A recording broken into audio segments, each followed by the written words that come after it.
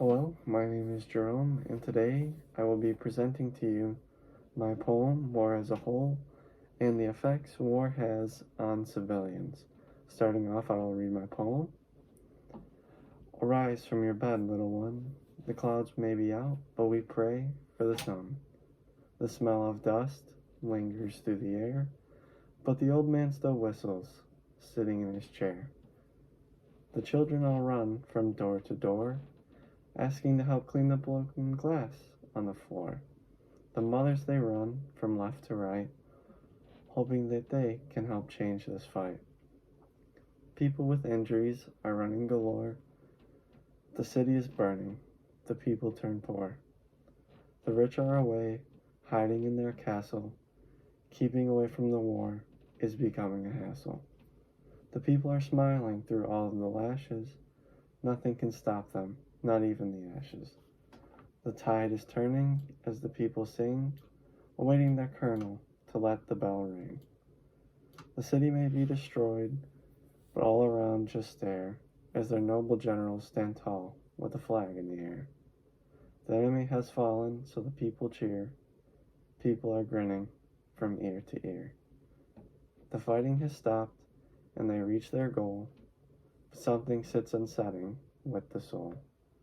So much was lost during the scene. The value of dollars went from blue to green. Everyone gathers together to put a means to an end, making dirty clothes a fashionable trend. From elderly to youth, the smiles run high, grateful that they too did not die. The war may be over and the restoration is near. People are happy, they are no longer in fear. But as time progresses and the city's on a roll, no one can help but have a heart with a hole. That was my poem, War as a Whole, and then some information that goes along with it in terms of war against civilians is that war tends to be caused by jealousy and greed from people that rule a country or a big landmass.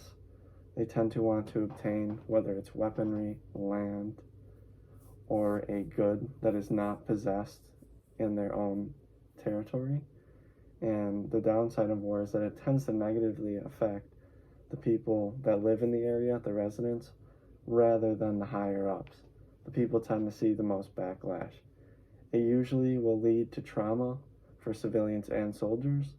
Soldiers will more than likely walk out with PTSD from the gunfire and the war itself being on the battlefield. And when the battlefield is brought into the towns of the people, they too will have PTSD. And people that usually have it the worst aren't the elderly, but the youth. The youth tend to be raised in fear due to the PTSD because they fear that one day they will have to go through it all again and raise their own children through it. As the war does ravage through their neighborhoods, people tend to lose their homes, their jobs, and their happiness. No one wants to be in a war, no one wants to be raised in a battlefield. And it's even worse when you have to watch your home and the place that you work get destroyed by a tank, get turned into a battlefield, get turned into a base for the rival enemy. And it's just never good. The government will end up taxing the people in order to provide the military with proper firepower, with proper weaponry, with proper vehicles. So people tend to lose even more money than they already have.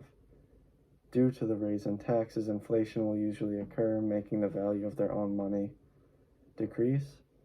Items that are usually obtainable for the common people will become unattainable for the people that are less fortunate. Usually the poor will just become poorer and inevitably die from malnutrition. Is a very bad side of war, and it tends to leak out especially on the poor. When inflation does hit its peak, the economy itself will usually crash, and people all around will just lose their jobs if they haven't already. The biggest downside, however, will be the overall cost of damages. Usually the cost of damages would be double, if not triple the cost it would be if the country had negotiated a deal in order to obtain the good for either a cheaper price or a more reasonable price, instead of trying to wage a war over it to obtain it, or in order to become on good terms with the other country.